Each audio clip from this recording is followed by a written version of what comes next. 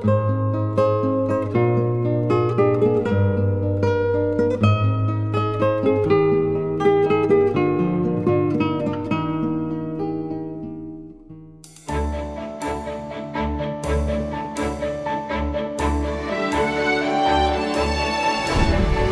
여러분 안녕하세요. 소통과 공감의 장 어울누리의 이효진입니다. 오늘은 대한민국 장인들이 모여있는 곳, 집채만한 미사일부터 손톱만한 팽이까지 못 만드는 곳이 없는 물레동에 와 있습니다.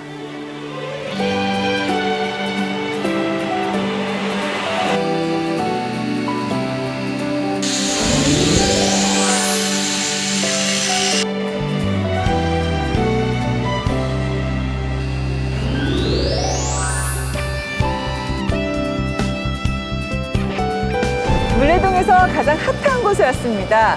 소상공인들에게 가장 중요한 분 모셔보도록 하겠습니다. 사장님, 안녕하세요. 네, 안녕하세요. 네, 만나뵙게 돼서 정말 반갑습니다.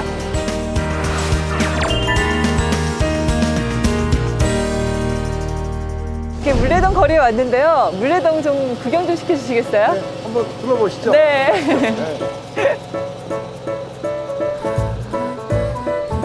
여기는 뭔가 간판이 새로 다. 국밀, 뭐 기계 이런 것들 그러니까 하나의 뭘 만들기 위해서는 부속품들이 여러 군데가 들어가잖아요. 그런 부분에서 이제 모여 있는 거예요.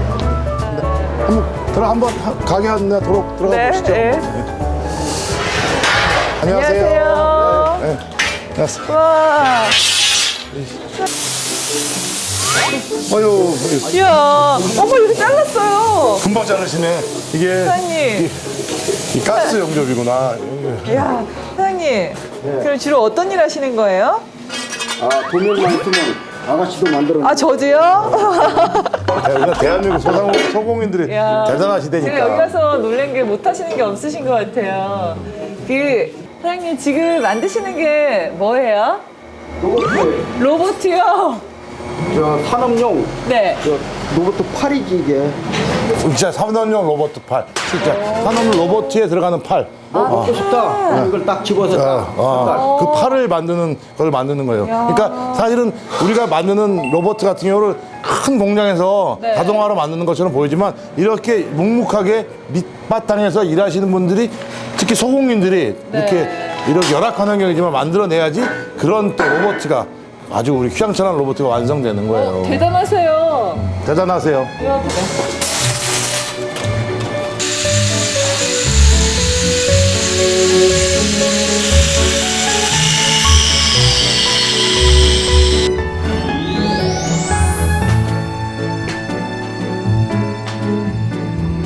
이야, 여기 물레동에는 얼마나 계셨어요? 27년. 아, 물레동에서 27년 쭉 계신 거예요?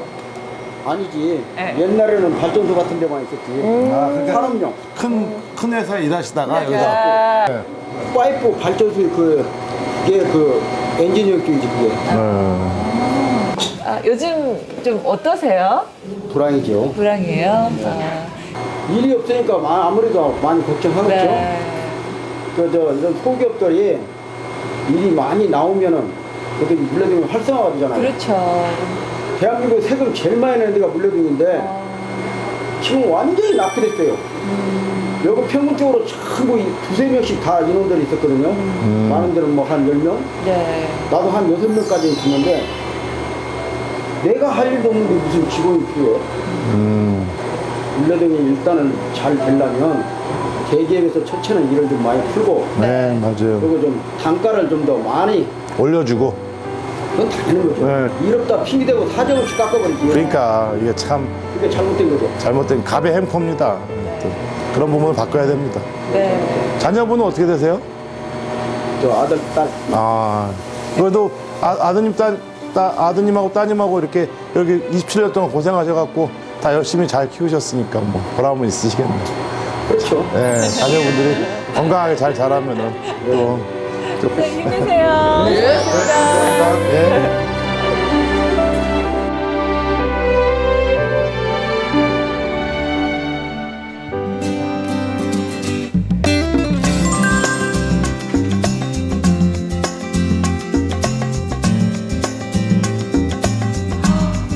진짜 뭐가 많이 전시되어 있네요. 로버트 태권브이 알죠? 네.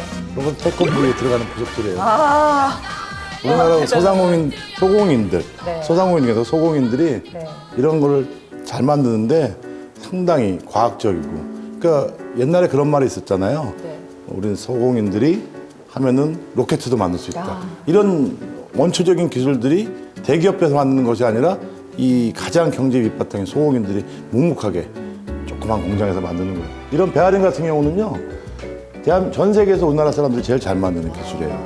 그런데도 불구하고 잘 알려지지 않았던 게 좀 안타까워요. 이건 회 접시네. 회 아, 없는 없고. 뭐 여기 먹으면 회가 되게 특별해 보일 것 같은데요. 그러네요. 보니까 목형도 있고 뭐 여러 가지 형태가 있네요. 이거는 이제 장갑 관련된 틀 만드는 거. 여기서 장갑 대량으로 찍어 나가는 거. 아, 이렇게 네, 양쪽으로. 네, 그렇게 되네. 와, 이거. 네. 야, 이제 회장님 대담 장소로 한번 가보실까요? 네, 그러죠. 네. 가시죠.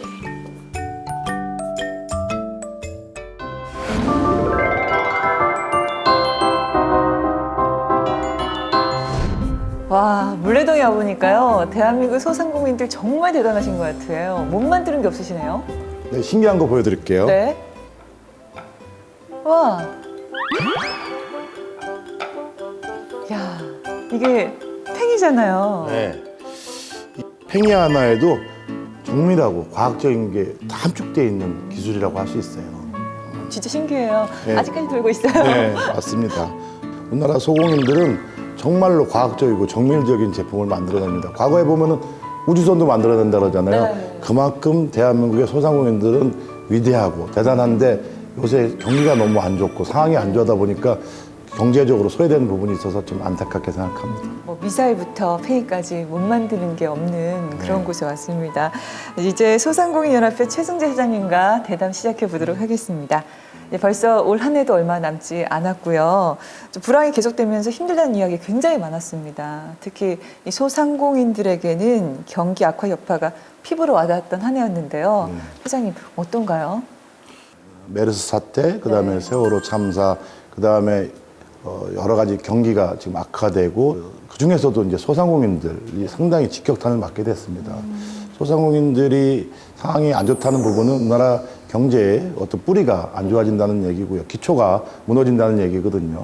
소상공인들이 잘 살아야지 대한민국의 어떤 건전한 경제가 상태가 활성화될 수 있다고 보기 때문에 아무래도 소상공인들의 이 겨울은 정말로 지금 암담하지만 그럼에도 불구하고 우리가 또 희망을 갖고 또 살아야 되지 않겠습니까? 네, 제가 궁금한 게요. 뭐 소상공인, 자영업자, 뭐 영세업자 이런 여러 가지 용어가 있는데요.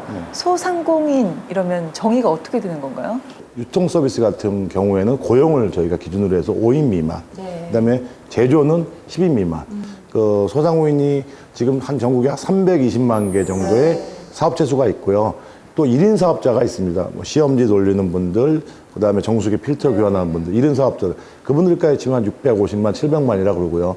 그들이 고용하는 숫자, 그다음 가족 3인 기준, 5인 기준으로 하면은 아마 지금 대한민국 5천만인데 그중에서 뭐 몇 천만 명의 많은 숫자가 소상공인하고 직접적인 관련이 있고 그러면 소상공인 문제는 대한민국 전체의 문제이기도 할 수 있다고 생각할 수 있습니다. 그러네요. 이 소상공인만을 위한 통합연합회 어떤 일을 하는 곳인가요? 소상공인협회는 무수한 이 많은 소상공인들을 산별적으로 흩어진 목소리를 하나의 목소리를 모아서 정책적으로 또 법률적으로 반영시키는 데 목적을 두고 무엇보다도 소상공인들이 소통의 장 많은 다양한 목소리들이 와서 하소연도 제대로 해갖고 어디 가서 뭐 하나 목소리 내더라도 그냥 대접 못 받았는데 연합회만큼만이라도 그들의 목소리를 귀담아 듣는 그런 것이 소상공인협회의 설립 목적이라고 할 수 있습니다. 그 소통과 통합의 어떤 공간인 것 같은데요. 출범한 지 벌써 4년이 지났어요. 그동안 성과도 있었을 것 같고 어려움도 많았을 것 같은데 그 소상공인협회가 무수한 이제 업종별 단체, 슈퍼마켓 연합회, 그다음에 재래시장, 재과, 화원 이런 업종별 단체들이 모였고 그다음에 또 전국의 지역 조직이 모여서 연합회를 만들다 보니까 각자의 어떤 계층들의 목소리가 좀 틀렸어요. 소상공인협회 안에는 소위 얘기해서 집신장사, 우산장수도 있을 수 있는 상반된 의견이 있어요. 이제 그런 목소리를 통합의 한 자리로 만드는 과정이 쉽지만은 않았고요. 그래도 그런 목소리를 하나에 화합시키고 통합시키고 그러면서 단단해지고 그리고 조금 더 이제 한 발자국 더 성숙되어 나갈 수 있는 근거를 만들었다는데 그게 가장 보람이고요. 무엇보다도 과거에는 시작할 때는 소상공인협회에 존재감이 없었는데 그래서 전국에 있는 소상공인들이 우리가 그래도 어디 가서 비빌 언덕이 생겼다는 그 부분이 아마 소상공인협회의 지금 4년 내에 지난 지금까지 성과라고 할 수 있습니다. 2010년을 시작할 때 이렇게 또 소통도 강화하고 외연도 넓혀가겠다 이렇게 계획을 하셨던 것 같은데 네. 계획대로 올 한 해 잘 진행이 됐나요?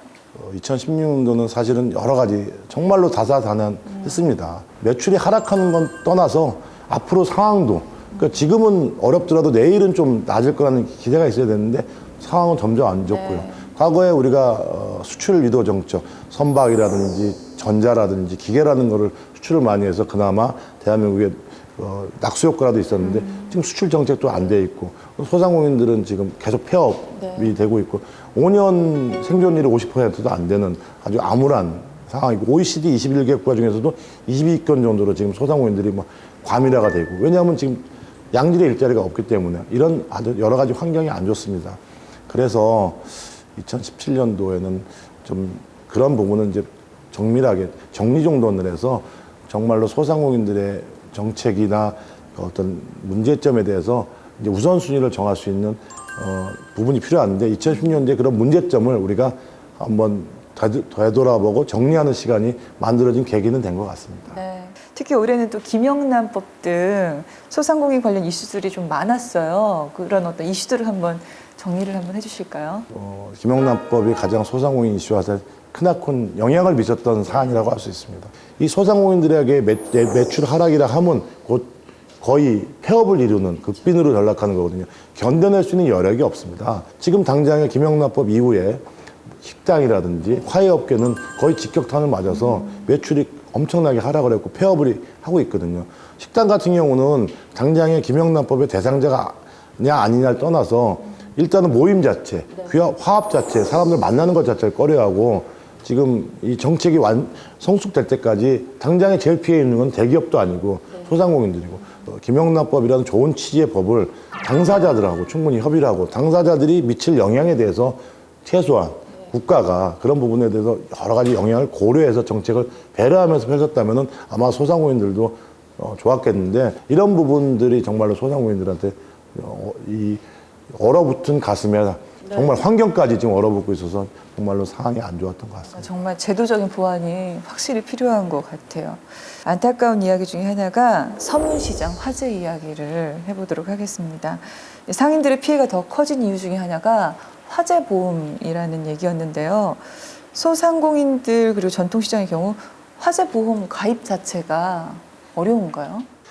우리 소상공인들한테는 이렇게 지금 안 된다 이렇게 불행한 일만 일어나나 정말로 가슴이 아팠습니다. 정말로 근근하게 장사해서 정말로 돈 많이 벌고 행복하게 산다는 분들이 저희 주변에 많이 없는데 무엇보다도 서문시장 전통시장 상인분들이 상당히 살고자 하는 열망에서 많이 노력을 했거든요. 오래된 시설이다 보니까 화재 위험성은 항상 존재하고 있었습니다. 그래서 화재보험에 관련된 부분들을 사실 정말 어려운 사람들한테 갑자기 화재보험 들라고 그러고 아무리 그게 중요시 여기더라도 쉽지 않거든요. 비용의 문제가 있으니까 자기가 벌어들인 돈보다 화재 비용을 더 낼 수는 없으니까 정부에서 그럴 때 조금이라도 지원을 해줘라. 근데 그 문제를 지원을 안 해줘서 결론은 이런 크나큰 대형 참사로 이루어졌습니다. 이런 점이 상당히 안타깝고요. 소상공인에 관련된 정책은 당장에 그냥 공무원들이나 일반 정책 위반자들이 리스크를 안지 않으려는 생각들을 하게 되면 안 됩니다. 소상공인들은 무엇보다도 스스로 자생력을 가지게끔 하기 위해서는 최소한의 마중물을 좀 만들어줘야 되는데 그런 화재보험 같은 경우는 아주 생존에 의한 마중물이었는데 그것이 등한시된 게 정말 안타깝게 생각합니다. 화재보험을 들고 싶어도 못 든다는 게 너무 안타까운데요. 법적인 보호장치가 좀 확실히 필요할 것 같아요. 또 소상공인들은 또 한 가지 가족들이 같이 다 와서 같이 종사하지 않습니까? 가족의 운명이 걸려있고 가족의 생계가 걸려 있습니다. 그런 면에서 전통시장을 보호해주고 그 다음에 한 가정의 생계를 어느 정도 보호해준다는 측면에서 본다면은 충분히 화재보험에 관련된 부분에 대해서 이런 민간인에서 비싼 보험료가 아니라 정부의 어떤 풍수의 보험이 지금 의무화되어 있거든요. 그런 듯이 화재보험에 관련돼서 어려운 소상공인들한테는 기존적으로 의무화시키고 정부의 지원이 들어가고 그거는 의료보험료에 관련된 부분에서 서민들한테 혜택을 주는 거랑 똑같이 다뤄줬으면 좋겠습니다. 이번 일을 계기로 그런 부분들이 적극적으로 개선이 됐으면 좋겠습니다. 다음 질문을 드릴게요. 최근 몇 년간 이 대형 복합물의 연이은 개장과 또 재벌 상권의 골목 사업 진출로 소상공인들이 또 많은 어려움을 겪고 있어요. 피해 규모가 어느 정도로 예상이 되시나요? 네. 하나의 대형 마트나 복합 쇼핑몰에 들어가면 당연히 그 매출이 보통 대부분 한 몇천억에서 1조 정도 나온다 그러더라고요. 그럼 1조라는 게 하늘에서 뚝 떨어지는 것이 아니라 그 주변에 있는 누군가는 매출이 떨어지는 거지 않습니까? 그렇죠. 지금까지 그 장사하던 소상공인들, 전통시장들은 매출이 없어지는 거잖아요. 그러면 그 사람들이 보통 8천 개의 연매출인데 8천 개의 매장들은 과연 갑자기 수입이 없어지면 누가 책임지냐는 거죠. 그거를 그런 대형마트가 책임져 주는 것도 아니고 국가에서 책임을 질 수밖에 없죠. 그런 사람들 장사 안 되니까 너 지금부터 폐업? 지금부터 굶어주고 이럴 수는 없지 않습니까? 그중에서 몇 명이나 견뎌낼 수 있겠습니까? 이 문제를 단순하게 대형마트가 그냥 들어가서 일반 소비자한테 혜택을 주는 것처럼 뭐 쾌적한 시설, 그다음에 뭐 여러 가지 상품을 싸게 주는 것처럼 느낌이 와서 하면서만 풀 것이 아니라 사실은 궁극적으로 독과점을 만드는 거거든요, 지역에서.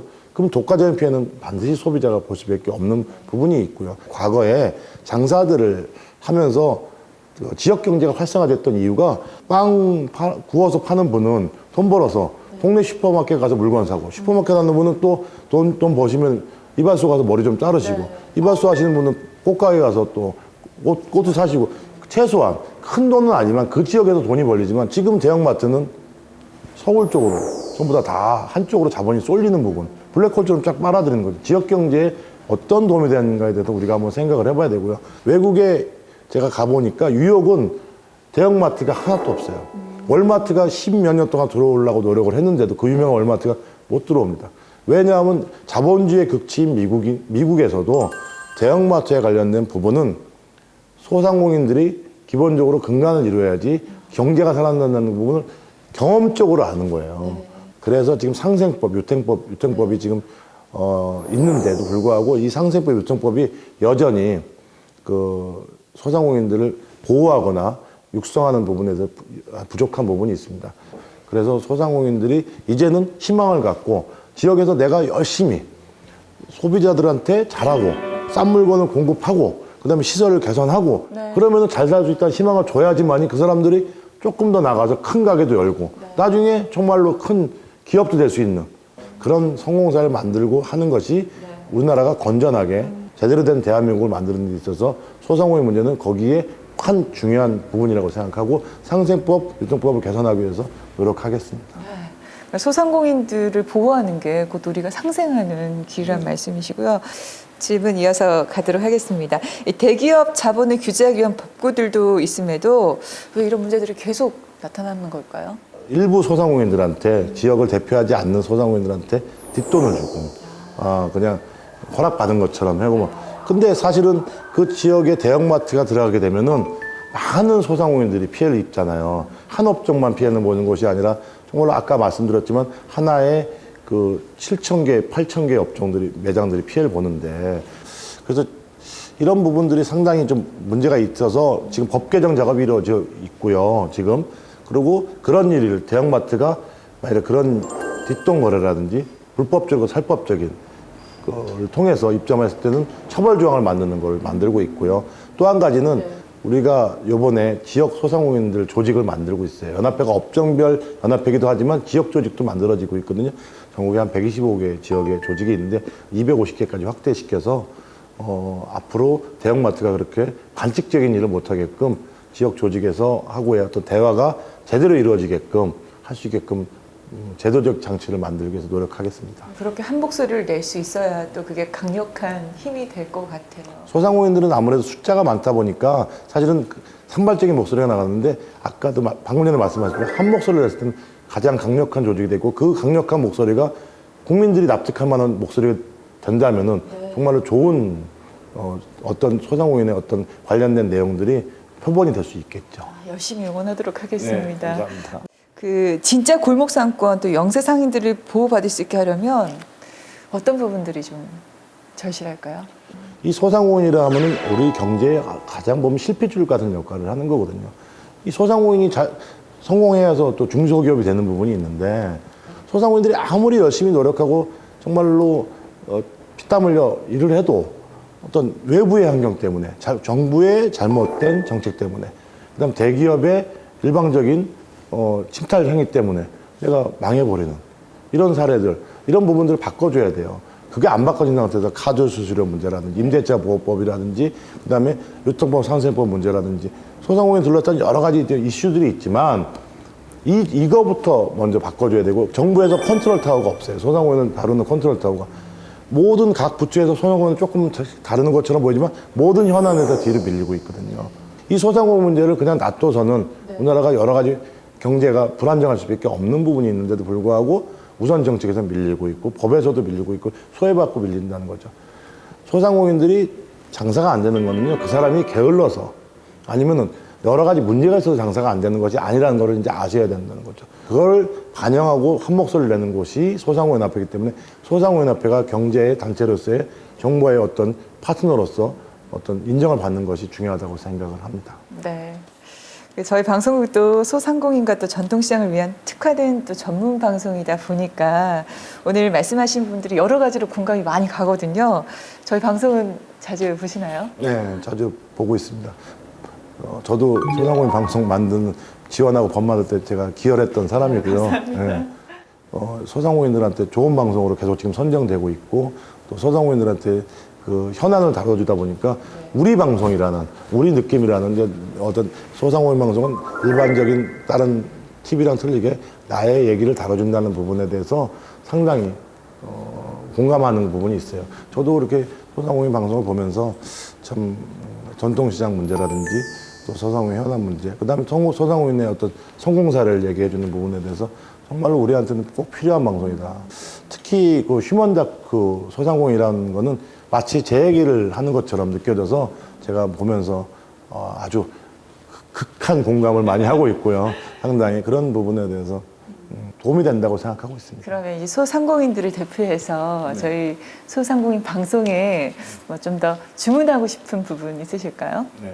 많은 소상공인들이 이 소상공인 방송을 쉽게 접할 수 있는 홍보가 됐으면 좋겠고, 또 장사하면서 볼 때 여러 가지 좀 재미난 현장 위주의 어떤 정책 방송이 좀 더 됐으면 좋겠다는 얘기를 하고, 저도 소상공인협회 회장으로서 소상공인들한테 우리가 많이 시청해주고 마치 많이 박수 쳐주고 마치 호응해주는, 우리가 먼저 이렇게 해주면서 소상공인 방송이 많은 사람들한테 보여지기를 바라는 부분이 좀 저희의 어떤 희망사항이기도 하고요. 같이 공감해야 될 부분이라고 생각합니다. 네, 회장님의 바람대로 더 다양한 프로그램 방송 또 만들어 가도록 하겠습니다.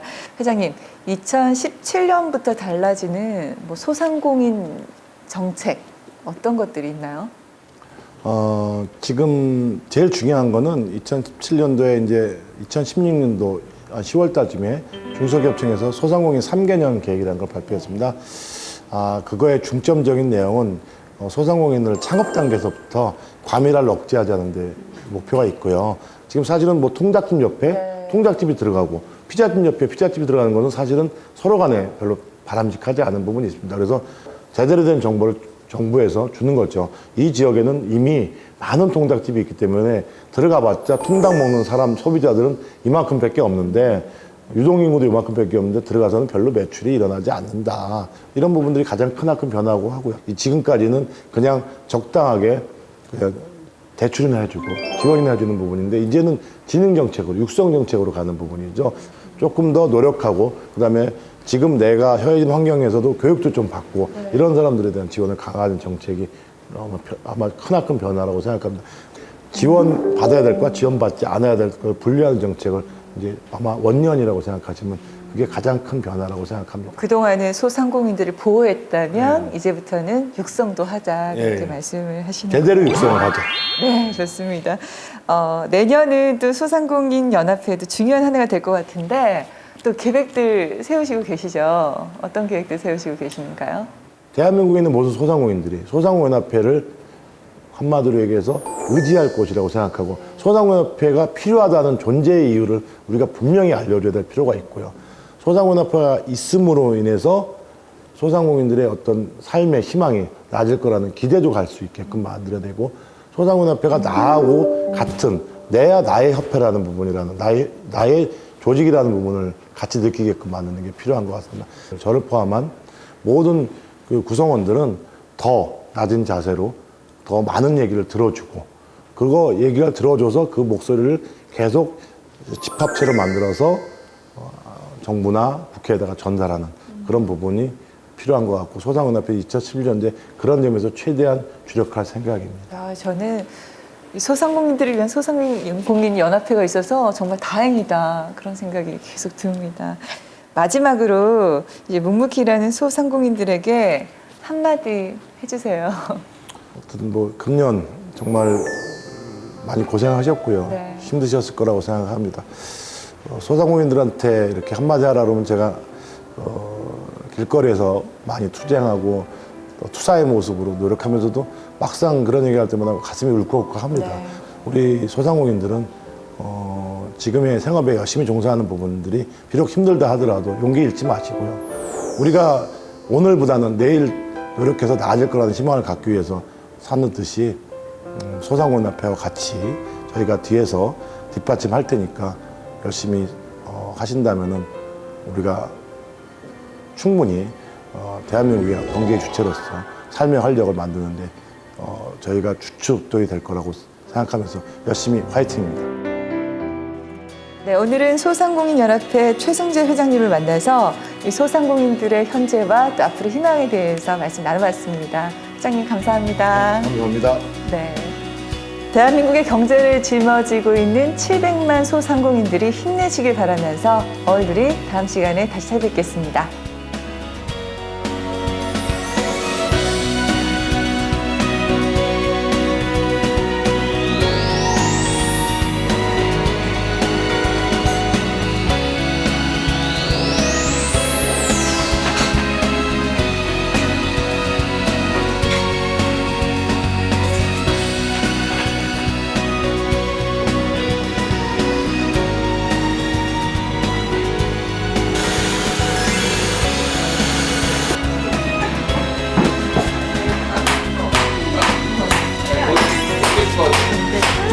제가 생각할 때는 여기 남자분들이 많이 계시잖아요.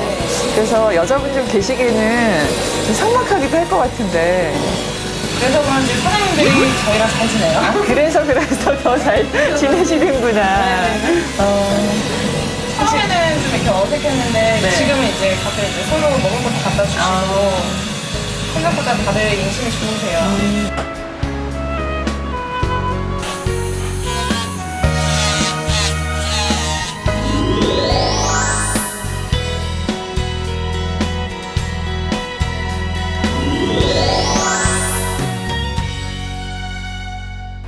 전국의 소상공인 여러분 모두 다 힘내세요. 화이팅! 내년에는 일이 좀 많이 나와서 네. 경제적인 활성화가 됐으면 좋겠고 그리고 모든 국민이 건강했으면 좋겠습니다. 2017년도에는 소상공인들 정말로 파이팅 하시고 힘내시기 바랍니다. 어려운 여건 속에서 지난 2010년도 고생 많으셨고요. 소상공인협회와 함께 소상공인의 희망을 같이 만들어 가도록 노력하겠습니다. 감사합니다.